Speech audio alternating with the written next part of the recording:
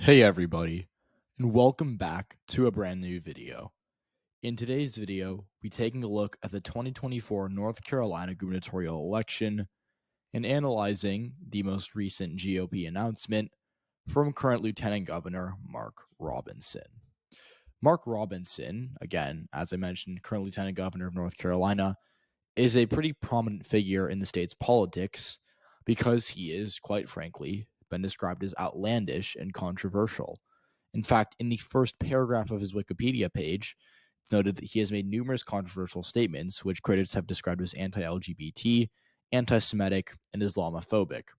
He also has his own subsection of Wikipedia with remarks, and there's a lot of stuff here. Obviously, if you want to read it on your own, you can just do a simple Google search, but the broad, I guess, point I want to make here is that Mark Robinson is, to me, similar to a lot of other troublesome GOP candidates from last year. Republicans did really poorly, specifically in gubernatorial elections last year, because the vast majority of their candidates were either unelectable or just specifically within that, I guess, umbrella of unelectability. They were either too controversial or they were election deniers, or generally speaking, a mix of both. And that cost them a lot, specifically in states like Pennsylvania, Michigan, Wisconsin, Arizona, too. And so those were all winnable governor's races, specifically a state like Arizona, which they only lost by, a couple thousand votes. And yet they bungled them. And so this time around, there are less governor's races, but the theme of Republicans shooting themselves in the foot, to me, is still extremely relevant because of someone like a Mark Robinson. And the thing is, Mark Robinson, I think, looks so deceiving because he won the 2020 lieutenant governor election just over 3%. And, that is especially important because he did overperform Donald Trump by about 1.5 points. And additionally, what it does show is that, he's won statewide before. He's someone who I think, would have potential based on this election. But like I said, previous elections can be deceiving. Winning one election does not make you more likely to win another election. And, we've seen this in the past where, specifically on the Republican side in 2022, a lot of their candidates were overperformers historically, and they fell short in, whether it be in Senate races, in House races, or governor's races. A good example of this would be Mark Ronchetti, who came pretty close to winning a Senate race in 2020 despite no expectations, had a lot of hype last year, and lost by a pretty decisive amount to a much less popular Democrat. And so Mark Robinson's similar because if you look at the 2020 North Carolina gubernatorial election, we saw Democrat Roy Cooper get reelected by almost 5 points over Dan Forest, who was significant because, like Robinson, Dan Forest was lieutenant governor. And again, he won by over 6%. So you'd think, Dan Forest outperformed Trump by over 3. He is much less, I guess you could say controversial than Robinson. You'd think he'd be in a pretty good spot to take down someone like Roy Cooper, and he lost, by I think one of the biggest margins of anyone statewide North Carolina back in 2020. So to me, I would most certainly say that you can't compare a much more localized lieutenant governor race to a higher profile election like a gubernatorial election. So that's the first thing I want to say. I also want to take a look at Mark Robinson's opponent, Josh Stein, or likely opponent, I guess I should say. It's not set in stone, but it looks like he's going to be his opponent. And Josh Stein, he's the 2-term AG of the state of North Carolina. He's won very close both times. And Josh Stein's, to me, is really interesting because he is one of the only Democrats left in North Carolina who can continuously wins these row offices. Like the other one's Elaine Marshall. A bit of trivia: she's been in office for I think over 20 years now, and she is the Secretary of State. She's the Democrat, and she's been winning for a very long time.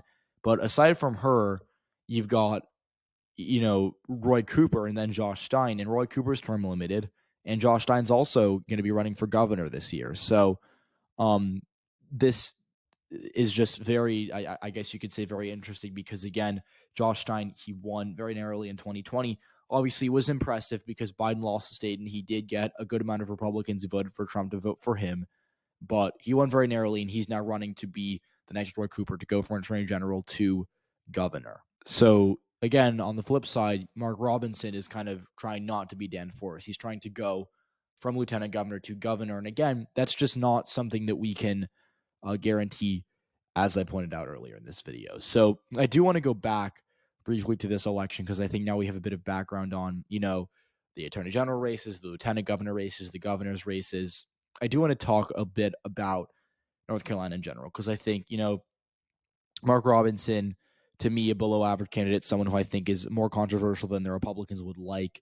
And Josh Stein, obviously being a Democrat winning in a red tilting state like North Carolina, definitely in terms of raw candidate quality, the better of the two.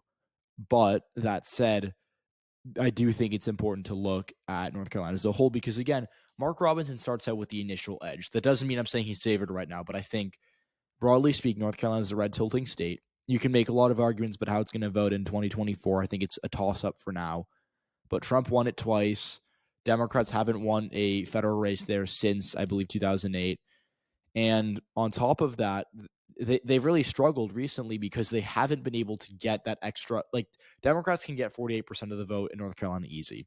But that extra 2-3% is Herculean, and it's very rare they do it. Again, Roy Cooper did it in 2020, but that was in a governor's race, and that race was considered to be a pretty solidly Democratic race from the get-go. And so Democrats haven't had a seriously contested race that they've come out of and won in, like I said, 15 years at this point. So Robinson has that going for him. He also has the benefit of holding statewide office, as I've said, but I think he's positioned to lose. And I want to make that point clear because he is more extreme than Dan Forest was, and Forest lost by 4.5.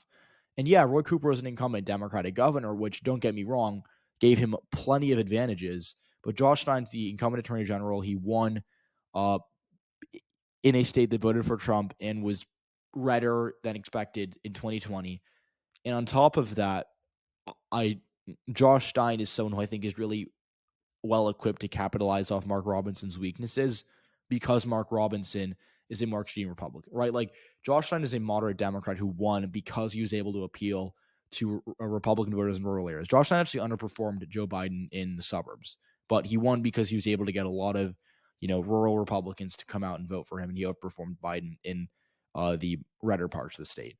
So I think he'll do that again in all likelihood, and he'll also, there's more votes in the suburbs. Robinson is toxic in the suburbs, or should be at least. Again, this election didn't necessarily display that, but again, like I said, lieutenant governor races are a lot less polarized. You don't really know, like, the average voter doesn't know very much about the two candidates for lieutenant governor, and so as soon as Josh Stein televises Mark Robinson's claims, and again, we saw this last year where Republicans opened up pretty big polling leads early on, but Democrats started hammering them, for whether it be abortion or election denialism, whatever you pick.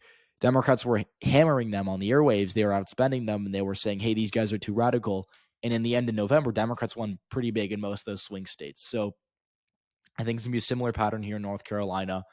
I would expect someone like Josh Stein to do well against Mark Robinson. Like I said, not only in rural areas, but also in the suburbs, because the suburbs, again, tend to swing towards the more moderate candidate. And unequivocally in this race, that would be Josh Stein. So my rating for this race from the start would be lean Democratic. I do stand by my belief that Trump's going to very narrowly carry it. But again, Trump won North Carolina by 1.5 in 2020. I think he wins it by a bit less this time around.